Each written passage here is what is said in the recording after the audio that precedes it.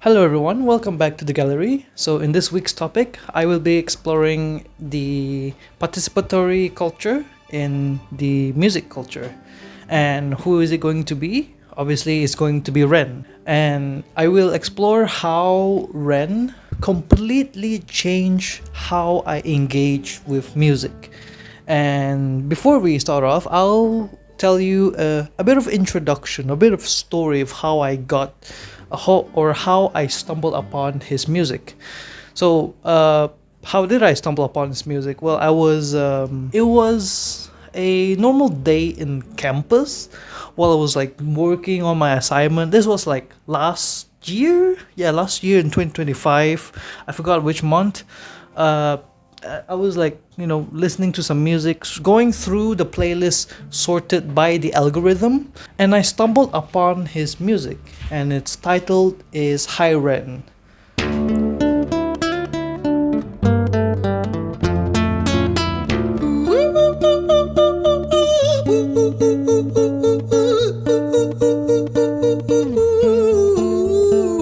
Hi there, Ran. It's been a little while. Did you miss me? You thought you buried me, didn't you? Risky. Cause I always come back. Deep down, you know that. Deep down, you know I'm always in periphery. Hi, Bren. I've been taking some time to be distant. I've been taking some time to be still. So, as I was listening, it was very unique the first time I heard about it because it had a story.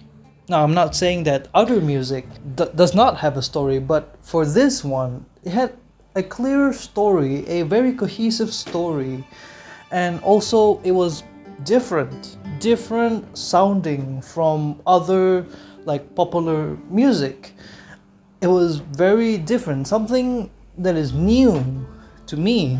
And this was the piece of media that made me realize this is art. This is a form of an expression. And I also realized that a story is very powerful. I also learned that from last semester as well in Culture to Culture. A narrative is very powerful. Some believes it, some may not.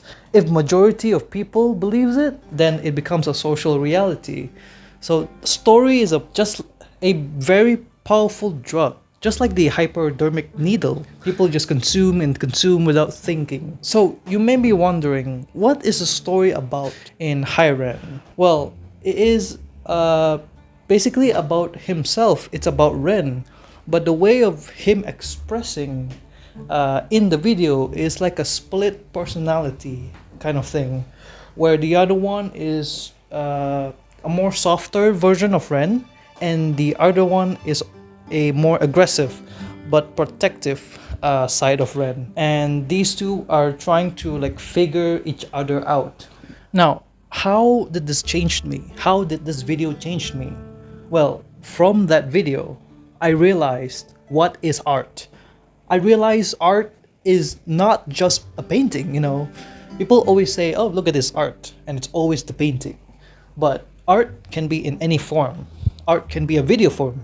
In music as well, it can be in film. So after that, I've started to be more open, and I've started to like express myself even more.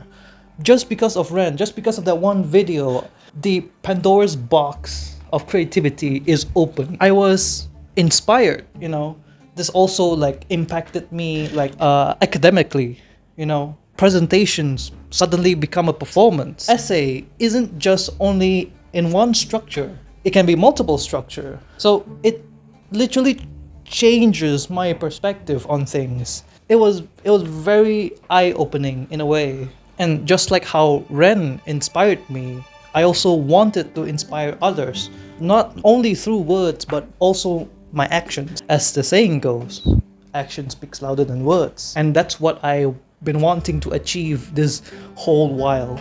Now, after that video, what did I do? Like after listening to that music, what did I do? Nothing. I didn't do anything. I was still in my hypodermic needle state. And it's not until like the algorithm saved me. How did it save me? Well, it recommended me another Ren video. And that was...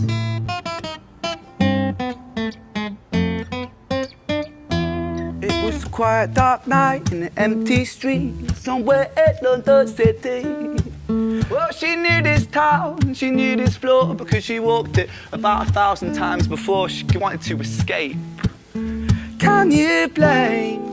And that video was called Jenny and Screech, the story of Jenny and Screech. And this is where I started looking for more Ren. I wanted to see more. I thought that his creativity ended in one video, but I was so wrong. There was more of his music. And what is happening here? What is the action that I'm doing? Well, I am no longer in my hypodermic needling state. In terms of listening to music, I am no longer passively listening. I am now actively listening. How do I do that? Well, I actively search for his channel. I actively click on any music video, and also I am actively liking the music video just for the algorithm to just have Ren all the time in the entire playlist. And again, I have been listening to Ren for the past 6 months straight, and it's only Ren. I don't know if this is healthy or not, but I love him so much. It's crazy. I didn't know this music can be so good. I didn't know music can be so good, and yet he is crazy. Anyway, oh my gosh. Going back to what I did. So yeah, I actively search for his music instead of relying on algorithm. I wanted more. I wanted more of that feeling of creativity. I wanted to see more from him, liking, sharing, and commenting. I did all that, and I did not stop there. Oh no, I did not stop there.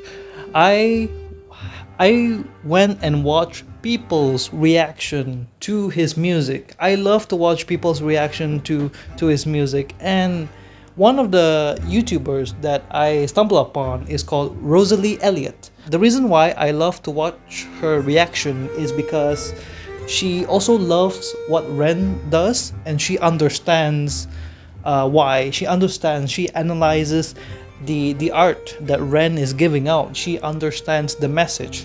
And the best part is, Ren doesn't copyright claim them. Ren just allows reaction channels. And what is happening here? This is also like a strategy as well. You see here, because social media, like the internet, is like the main part for music, for the music industry to grow, for music artists to grow. This is like taking advantage of reaction channels, to expand. By doing this, by allowing this also creates a culture around his art, around his music video.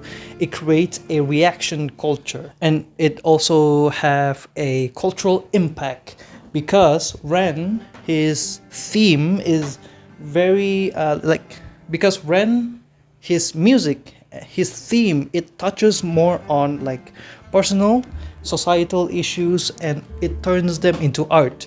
And everyone loves art. If you turn a message into art, people will find it interesting. People will love to watch it, love to react to it. So there's lots of engagement. There's engagement all around. I'm engaging with them engaging with Ren. I'm also engaging with Ren engaging with them. Interviews, lots of interviews, So, engagement. It all goes back to engagement.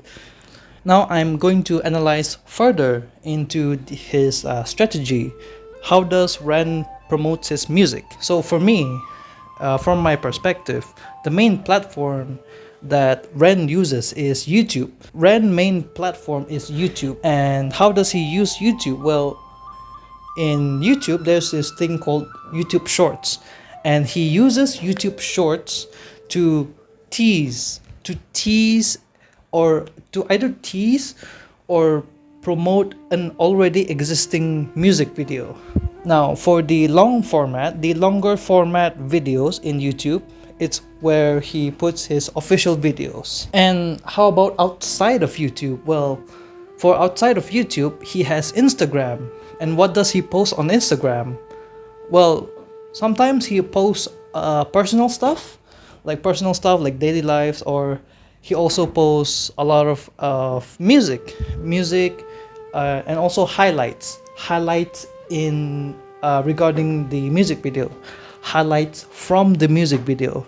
And these highlights works as a teaser in a way for people to, like, you know, when people sees it, it's a highlight, like, oh, what's this? I like this music. Where can I find the full video? So they will search on to YouTube. How about another way of promoting himself? Well, that would be doing a collab with other artists. A collab of different fan base. If you do a collab, that artist's fan base will look into yours, like, oh, who is Ren? Or like, who is the other guy that Ren is collabing with? They sound pretty good together. Let me check his channel out. So this is a lot of this is like fan base engagement. It's like a not only a collab of artists, but also a collab of fan base, a collab of cultures. So this is like an engagement between the artists and the fan base and the artists engaging with each other. And it is also like an invisible labor in a way for the fan base. The Ren fan base going into the other artist fan base. The other fan base goes into Ren fan base. It becomes an invisible labor, watching their advertisements and profit. So yeah, that is Ren for you guys. This is just me expressing my love for my favorite artist, and also analyzing his like strategy, analyzing the fan base as well, analyzing the culture behind Ren's music, and it's really cool. Really cool. Until now, I am still finding new music from Ren. There's this thing called the Ren's rabbit hole, where he produced a lot of music back in like 4, 5, 6, 7 years ago, and I'm still discovering new music from him from way long ago. So that is Ren's rabbit hole. And so yeah, with that, I'm going to end the video here. Let me know who is your favorite artist, and tell me why, like how has he impacted your consumption, how has that artist impacted your life, and what is a strategy that the artist that you are listening to is doing in order to grow. So be sure to leave a comment down below, and I'll see you guys in the next one. Take care.